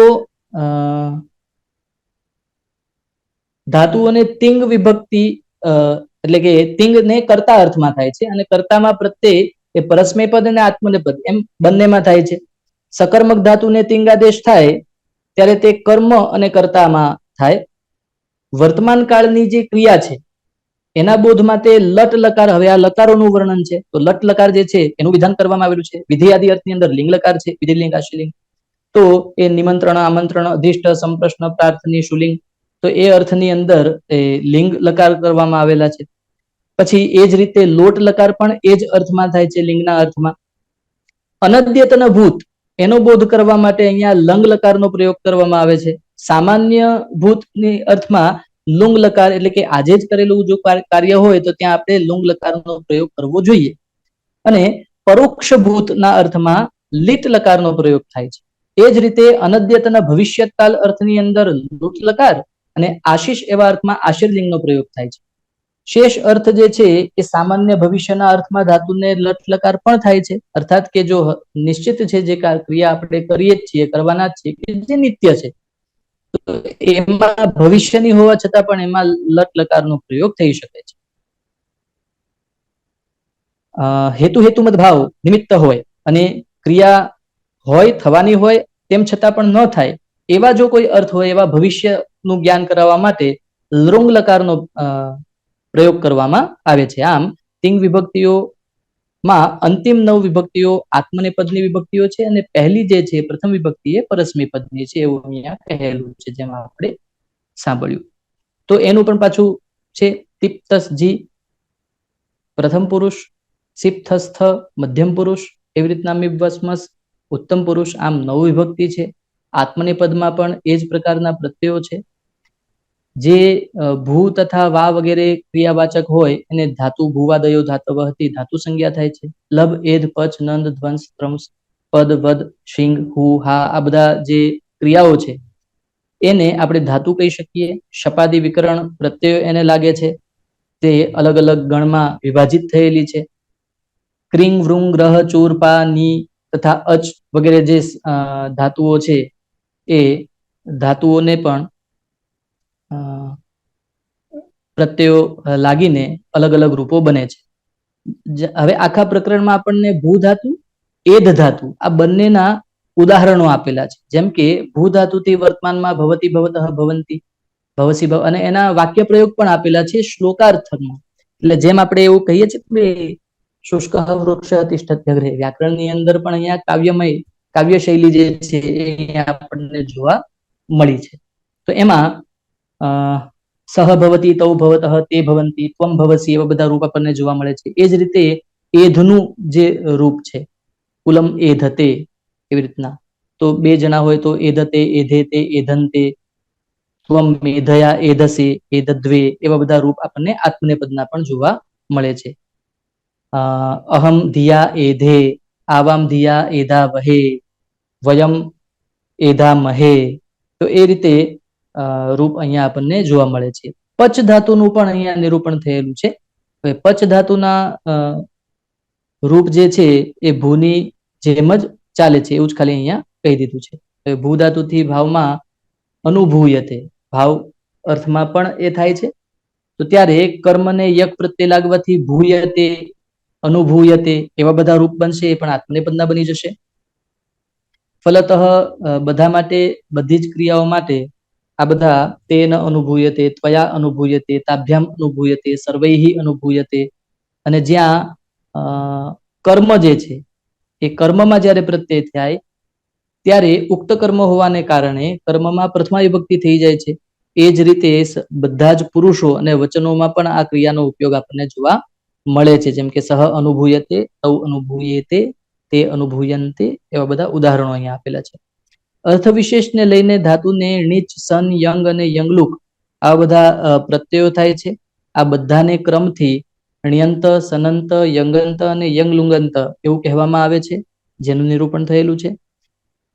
જ્યાં કોઈ ક્રિયાના કર્તા કોઈ બીજાના પ્રયોજક અથવા તો પ્રેરક હોય છે, અથવા પ્રયોજકની હેતુ સંજ્ઞા થઈને પ્રયોજ્ય કરતા એ કર્મ બની જતા હોય છે, ત્યાં અણ્યંત પ્રક્રિયા જોવા આપણને મળે છે.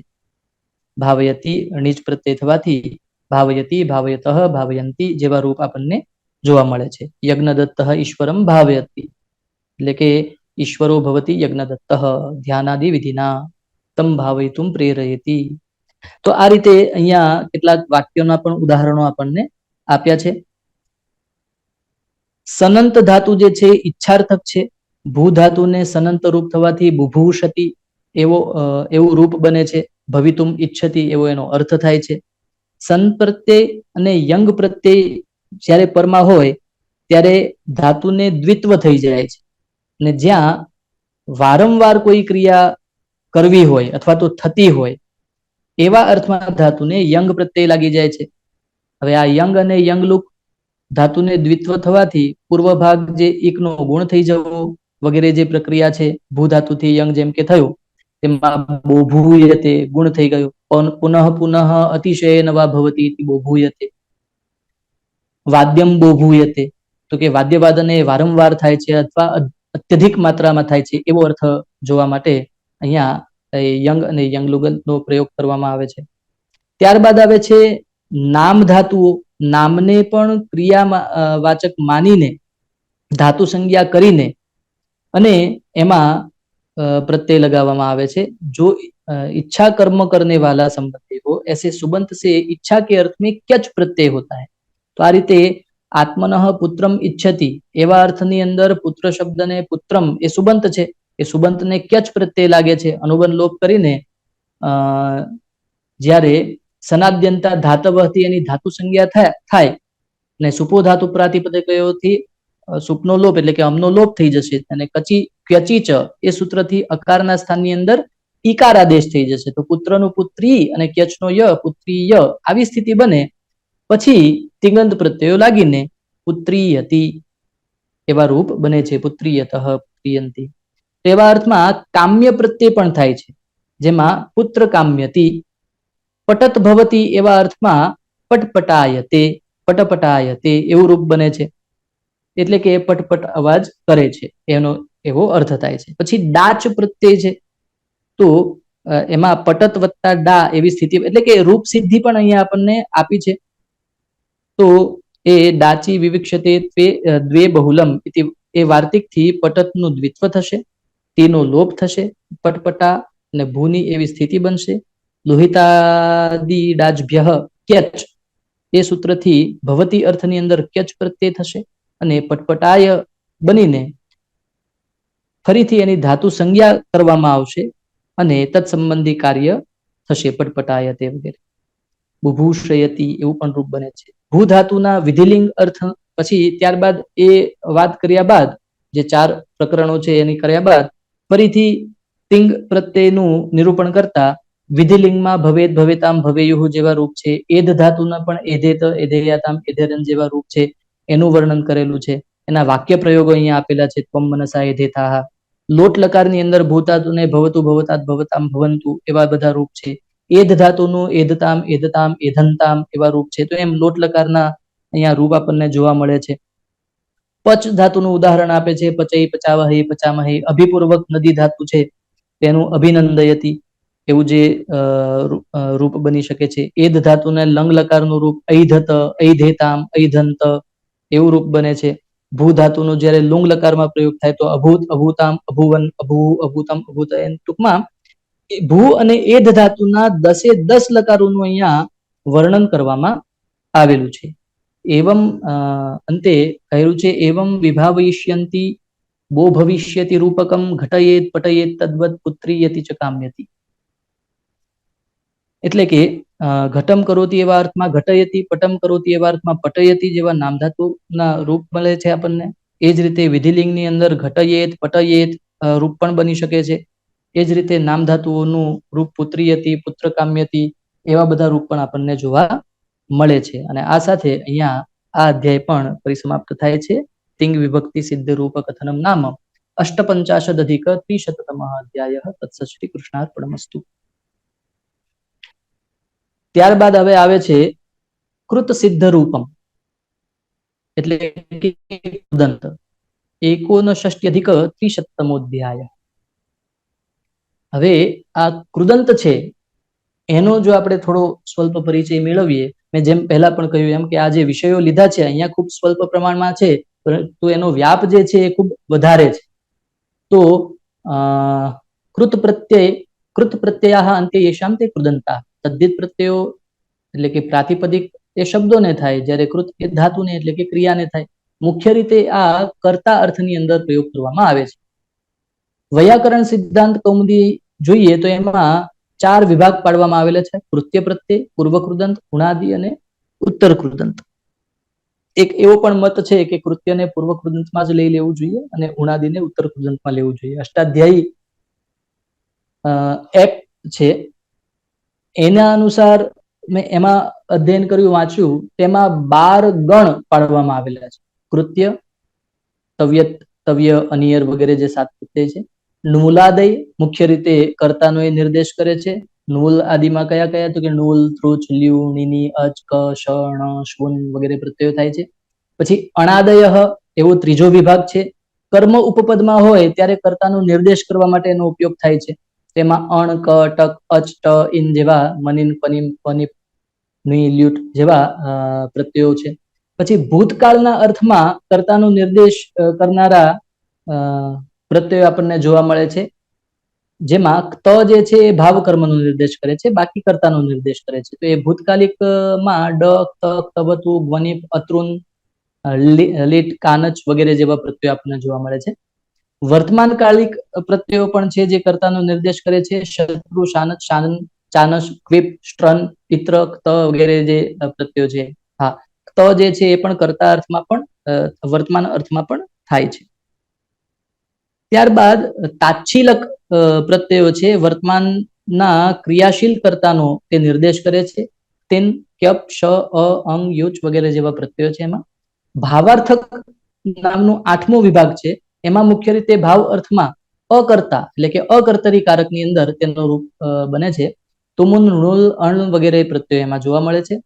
ભાવાર્થક સ્ત્રીલિંગવાચી એ 9મું પ્રકરણ એમાં છે, જેમાં ભાવ અર્થની અંદર સંજ્ઞા વિષયક અકર્તરી કારકમાં ઘઈ, ણચ, અચ, અપ વગેરે પ્રત્યયો થઈને તિન, ક્યપ વગેરે પ્રત્યયો થઈને સ્ત્રીલિંગવાચી પ્રત્યયો પણ બને છે. 10મું જે છે એ કરણાધિકરણાર્થકા એવા પ્રત્યયો છે જે કરણ અને અધિકરણ કારક માટે વપરાયા છે. એમાં લ્યુટ, ઘ, ઘઈ, ડ, ઇકવક વગેરે પ્રત્યયો છે. 11મો એમાં વિભાગ છે ખલર્થકાહ, જે ભાવ નિર્દેશ અથવા કર્મકારકનો નિર્દેશ કરે છે. એમાં ખલ અને યુચ નામના બે પ્રત્યય આપણને જોવા મળે છે. અને 12મું જે પ્રકરણ છે અષ્ટાધ્યાયી એ પ્રમાણે ધાતુ સંબંધીન એવા પ્રત્યયો જે બે ક્રિયાઓનો સંબંધ દર્શાવવા માટે ઉપયોગ થાય છે.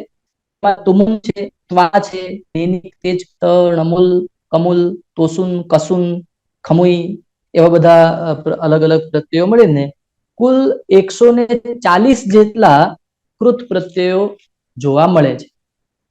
આ કૃત પ્રત્યયો મુખ્ય 3 અર્થમાં થાય છે, ભાવ, કર્મ અને કર્તા અર્થમાં. કુલ 8 શ્લોક અહીંયા રજૂ કરેલા છે. 25 થી 28 જેટલા પ્રત્યયોનું અહીંયા નિરૂપણ કરેલું છે.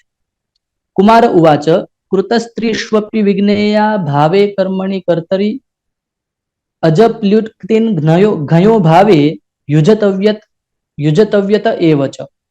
તો એ રીતે શરૂઆત કરે છે કુમાર કાર્તિકેય.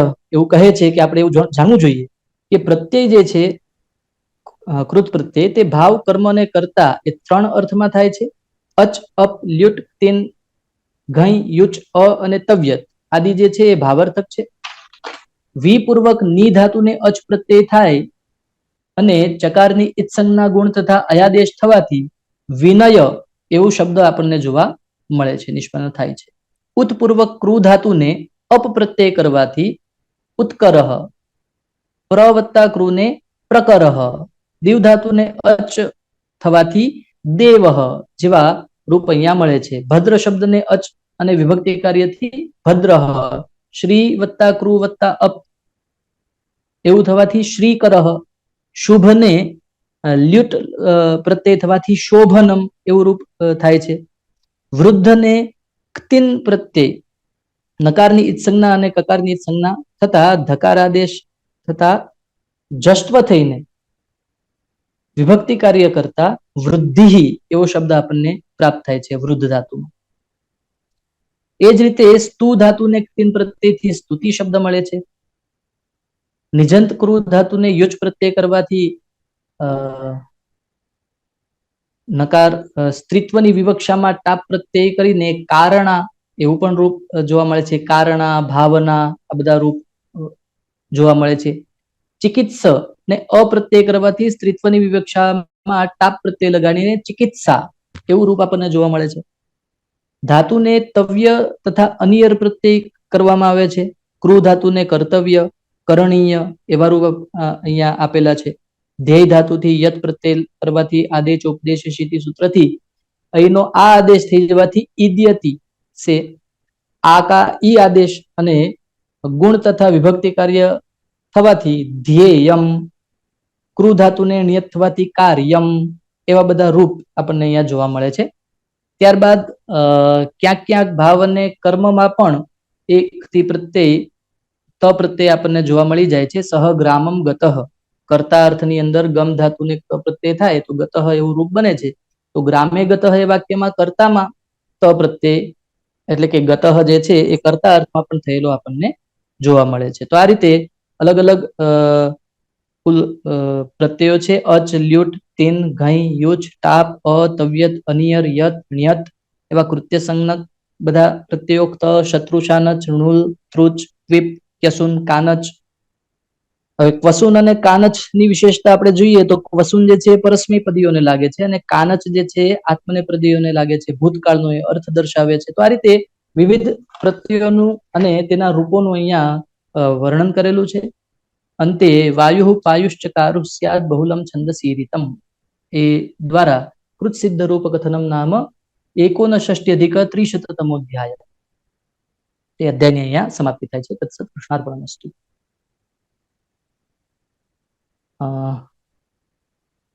લગભગ આપણો સમય તો થવા આવ્યો છે, પરંતુ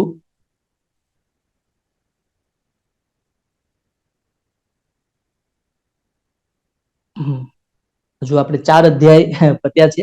સ્વર્ગ પાતાલાદી વર્ગાહ, આ અમરકોશને લગતા બધા જે 6 અધ્યાયોની આપણે વાત કરી હતી એની હવે શરૂઆત થાય છે. સ્વર્ગાદિ નામ લિંગોયો હરિસ્તમ પ્રવદામિતે સ્વઃ સ્વર્ગ નાક ત્રિદિવા દેવ દિવો દ્વે ત્રિવિષ્ટપમ. આ રીતે સ્વર્ગના જે પર્યાયવાચી શબ્દો છે, સ્વઃ, સ્વર્ગ, નાક, ત્રિદિવા, દેવ, દિવો, એ રીતે એના રૂપ આપણને અહીંયા અલગ અલગ નામ જોવા મળે છે. દેવ અને દિવો એ સ્ત્રીલિંગના રૂપ છે, ત્રિવિષ્ટપમ એ નપુંસકનું રૂપ છે. એમ કુલ 7 નામ અહીંયા સ્વર્ગલોક માટે આપેલા છે. દેવ, વૃંદારક, લેખ, આ બધા પુલ્લિંગ શબ્દો છે જે દેવતાઓના નામ છે. રુદ્રાદિ, આદિત્ય, વસુ એ ગણ દેવતાઓના નામ છે. વિદ્યાધર, અપ્સરા, યક્ષ, રાક્ષસ, ગંધર્વ, કિન્નર, પિશાચ, ગુહ્યક, સિદ્ધ, ભૂત આ દેવયોનીઓના નામ છે. દેવદ્વિષ, અસુર તથા દૈત્ય એ અસુરોના નામ છે. સુગત, તથાગત આ બંને જે બુદ્ધના નામ છે. બ્રહ્મા, આત્મભૂ, સુરજ્યેષ્ઠ એ બ્રહ્માજીના નામ છે. વિષ્ણુ, નારાયણ અને હરિ એ ભગવાન વિષ્ણુના નામ છે. રેવતીશ, હલી, રામ એ બલરામજીના નામ છે. કામ, પંચશર, સ્મર એ કામદેવના નામ છે. તો આ રીતે ઘણા બધા જે નામ છે જે દેવ સ્વર્ગ પાતાલાદિ વર્ગની અંદર આવે છે, એ બધાના અલગ અલગ એક જ અર્થમાં થતા અન્ય જે શબ્દો છે એ આપણને જોવા મળે છે. પિયુષ, અમૃત, સુધા એ અમૃતના નામ છે. દેવતાઓની ભા એનું નામ છે સુધર્મા. દેવતાઓની નદી એનું નામ છે સ્વર્ગંગા અથવા સુરદીર્ઘિકા. અપ્સરસ સ્ત્રીલિંગ, ઉર્વશી આદિ જે છે એ અપ્સરાઓના નામ છે. હા હા, હુ હુ વગેરે ગંધર્વના નામ અહીંયા આપેલા છે. અગ્નિ, વહ્નિ, ધનંજય, જાતવેદા, કૃષ્ણવર્મા, આશ્રયાશ, પાવક, હિરણ્યરેતા, સપ્તાર્ચી, શુક્ર, આશુશુક્ષણી, શુચિ, તપ્તિ વગેરે અગ્નિના નામ છે. ઔરવ, વાડવ, વાડવાનલ એ સમુદ્રની અંદર રહેલી જે અગ્નિ છે એના નામ છે. અગ્નિની જ્વાળાઓના 5 નામ અહીંયા આપણને જોવા મળે છે. જ્વાલા, ઈલ સ્ત્રીલિંગ તથા પુલ્લિંગ છે. અર્ચિહી નપુંસકલિંગ શબ્દ છે. હેતિ અને શિખા એ સ્ત્રીલિંગ શબ્દ છે. એ જ રીતે ધર્મરાજ, પરેટરાત, કાલ, અંતક, દંડધર, શ્રાદ્ધદેવ વગેરે યમરાજના નામ અહીંયા આપેલા છે. રાક્ષસ, કૌણપ, અશ્રપ, ક્રવ્યાદ, યાતુધાન તથા નૈઋતિ એ રાક્ષસોના નામ. તો આ રીતે વિવિધ નામોનું અહીંયા વર્ણન કરેલું છે. સૌથી આ જે 10 અધ્યાયો છે એની અંદર જો સૌથી મોટો અધ્યાય હોય એટલે કે 95 શ્લોકની સુધી વિસ્તાર પામેલો છે. તો એ અલગ અલગ અર્થોની અંદર અલગ અલગ શબ્દો જે છે એનું નિરૂપણ અહીંયા થયેલું આપણને જોવા મળે છે. સમયાવધિને ધ્યાનમાં રાખીને આપણે એને જોઈએ. ટૂંકમાં આ અધ્યાયનો એવો વિષય છે કે જે અલગ શબ્દોનો આપણે જો પ્રયોગ કરવો હોય તે અહીંયા આપણને મળી રહે છે. ઉપત્યકા દ્રેરાસન્ના ભૂમિરૂર્ધ્વ મધિત્યકા સ્વર્ગ પાતાલ વર્ગાદ્યા ઉક્તા નાનાર્થકાન શૃણુ इति आग्नेये स्वर्ग पातालादि वर्ग कथनम नाम 60+300तमः अध्यायः तत्सत् श्री कृष्णार्पणमस्तु. ત્યારબાદ હવે આવે છે 361મો અધ્યાય જે અવ્યય વર્ગાહ. અવ્યયોના વર્ગ અહીંયા છે કે કયા અવ્યયનો ક્યારે કેવો અર્થ લેવો જોઈએ. તો અહીંયા આંગ ઈષદર્થે ભિવ્યાપ્તૌ સીમાર્થે ધાતુ યોગજે આ પ્રગૃહ્ય સ્મૃતૌ વાક્યે પ્યાસ્તુ સ્યાત કોપપીડયો. અહીંયા અગ્નિરુવાચ, અગ્નિદેવ કહે છે કે ધાતુની સાથે ઉપસર્ગનો પ્રયોગ ઈશત એટલે કે આંગ ધાતુ આંગ ઉપસર્ગનો પ્રયોગ ઈશત એટલે કે સ્વલ્પ અભિવ્યક્તિ કરવા માટે તથા મર્યાદા એટલે કે સીમા અર્થમાં પ્રયુક્ત થાય છે. આ પ્રગૃહ્ય સંજ્ઞક અવ્યય છે, અર્થાત કે એમાં સંધિ થતી નથી, પ્રગૃહ્ય સંજ્ઞા બની જાય છે. અને એ જ રીતે વાક્ય સ્ફુરણ અર્થની અંદર પ્રયોગ થાય છે. આ અવ્યયનો પ્રયોગ કોપ તથા પીડા એવા અર્થમાં પણ થાય છે. કુ નામનો અવ્યય છે જેનો પ્રયોગ ઉત્સાહ, ઘૃણા, પાપ અને ઈશત એવા અર્થમાં થાય છે. ધિક અવ્યય છે જેનો પ્રયોગ ફટકાર અથવા તો નિંદા કરવી એવા અર્થમાં થાય છે. ચ અવ્યય પ્રયોગ છે જે સમુચ્ચય અને સમાહાર અર્થ તથા અન્વાચય અને ઇતરેતર ના યોગમાં થાય છે. એવું કહી શકાય કે જે ચ અવ્યય છે એની વિશેષતા શું? તો કે ચ અવ્યયની વિશેષતા એ છે કે એ મિનિમમ 2 શબ્દ સેમ વિભક્તિ વચનમાં લઈને જ આવે. એટલે જ્યારે જ્યારે આપણે ચ અવ્યયનો પ્રયોગ કરીશું ત્યારે સમાન વિભક્તિ વચન વાળા કમસે કમ 2 શબ્દ જે છે એ આપણે મૂકવા જ પડે છે, તો જ એનો પ્રયોગ જોઈ શકીએ છીએ. ત્યારબાદ આગળ ઘણા બધા ઉત, અપી વગેરે છે. શાશ્વત નો પુનઃ એવા સદા અર્થની અંદર થાય છે. સાક્ષાત નો પ્રયોગ જે છે એ પ્રત્યક્ષ અથવા તો તુલ્ય એવા અર્થમાં થાય છે. બત એ અવ્યયનો પ્રયોગ છે. એ ખેદ, દયા, સંતોષ, વિસ્મય, સંબોધન એવા બધા અર્થની અંદર બત એવો અવ્યય પ્રયોગવામાં આવે છે. હંત એ અવ્યય ખૂબ આપણે શાસ્ત્રોમાં વાંચ્યો હોય તો એનો પ્રયોગ એ હર્ષ, અનુકંપા, વાક્યનો આરંભ અથવા તો વિષાદ કે દુઃખ અર્થની અંદર જોવા મળે છે. પ્રતિ અવ્યયનો પ્રયોગ આપણે પ્રતિનિધિ, વિપ્સા અને લક્ષણ એવા અર્થમાં થાય છે. ઇતિ નામનો અવ્યય છે જેનો પ્રયોગ હેતુ, પ્રકરણ, પ્રકાશ અથવા તો સમાપ્તિ એવો અર્થ દર્શાવવા માટે થાય છે. પુરસ્તાત નામનો અવ્યય છે જેનો પૂર્વ દિશા, પ્રથમ અથવા તો પૂરા એટલે કે પૂર્વકાળમાં હોય અને આગળનો એવા અર્થમાં પણ એનો પ્રયોગ આપણને જોવા મળે છે. યાવત અને તાવત જ્યાં સુધી ત્યાં સુધી એ સમગ્ર અવધિ, માપ કે અવધારણા એવા અર્થની અંદર આપણને જોવા મળે છે. જેમ અથ એમ અથો એવા 2 અવ્યય છે.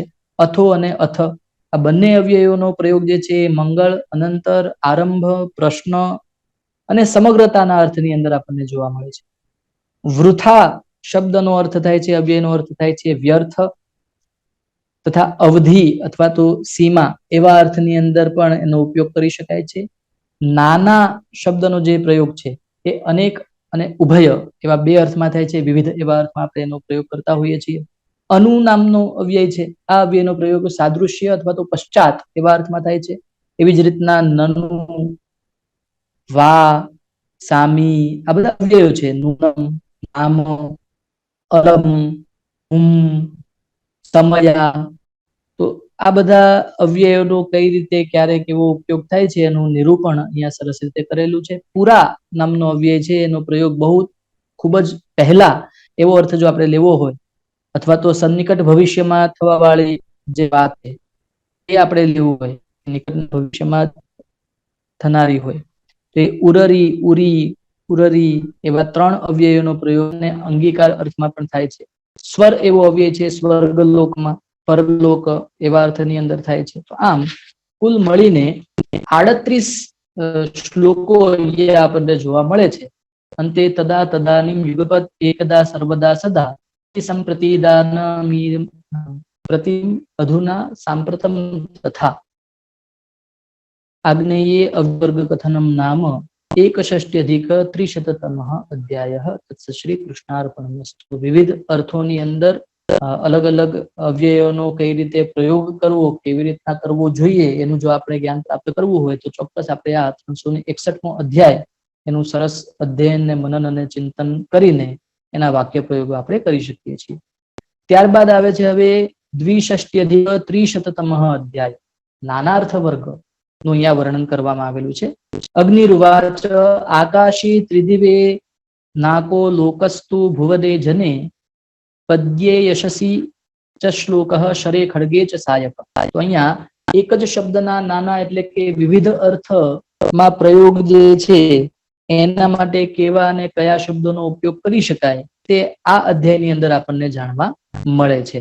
તો આ 362મો અધ્યાય છે કે જેમાં કુલ 40 શ્લોક આપેલા છે. અનેક શબ્દોનું અહીંયા નિરૂપણ કરેલું છે. નાક જેમ કે નાક શબ્દ પ્રયોગ આકાશ અને સ્વર્ગ બંને માટે થાય છે. લોક શબ્દનો સંસાર અને જન સમુદાય બંનેમાં થાય. શ્લોક શબ્દનો પ્રયોગ પદ્ય તથા યશ એવા અર્થની અંદર પણ શ્લોક એવું કહી શકાય છે. સાયક શબ્દનો પ્રયોગ જે છે બાણ અને ખડગ એટલે કે તલવાર બંનેના અર્થમાં થાય છે. આનક શબ્દનો પ્રયોગ પટહ અને ભેરી કલંક શબ્દ જે છે એ ચિહ્ન અથવા તો અપવાચક છે. ક શબ્દનો પ્રયોગ જે છે તો એ પુલ્લિંગનો જે પ્રયોગ છે વાયુ, બ્રહ્મા અને સૂર્યનો વાચક છે. શબ્દનો જે કમ એવું રૂપ છે નપુંસકલિંગમાં એનો પ્રયોગ બરાબર છે. ગુગુલ, ઉલ્લુ અને સાપ અર્થની અંદર થાય છે. શાલાવૃકઃ શબ્દનો પ્રયોગ એ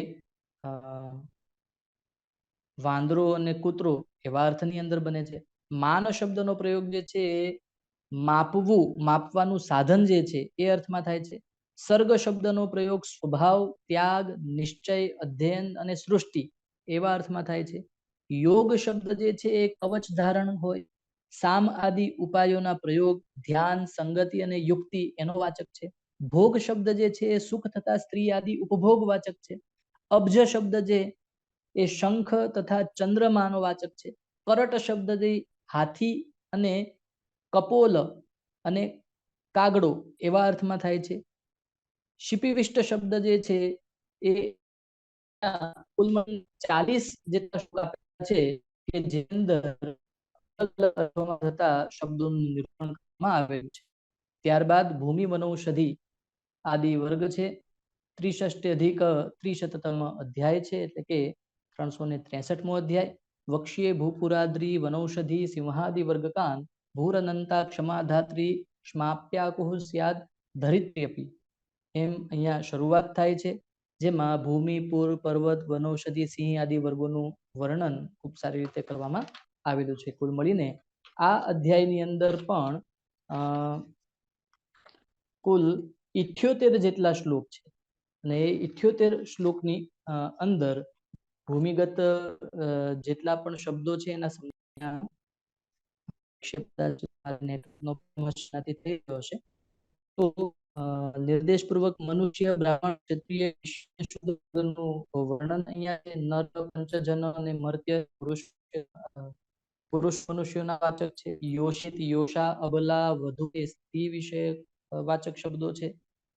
તો એમ કરીને અહીંયા કુલ મળીને 29 જેટલા શ્લોકો આપેલા છે, જેની અંદર બ્રાહ્મણ, ક્ષત્રિય, વૈશ્ય, શૂદ્ર વગેરે વર્ગોનું કથન કરવામાં આવેલું છે. અંતે કહે છે કે રચના સ્યાદ પરિસ્પંદ આભોગ પરિપૂર્ણતા સમુદ્ગકઃ સંપુટકઃ પ્રતિગ્રાહ પતદ્ગ્રહ. તો આમ નૃબ્રહ્મ ક્ષત્રિય શૂદ્ર વર્ગના કથનમ નામ 64 300તમઃ શ્રી કૃષ્ણાર્પણમસ્તુ. છેલ્લો બ્રહ્મ વર્ગ 65 300તમો અધ્યાયઃ.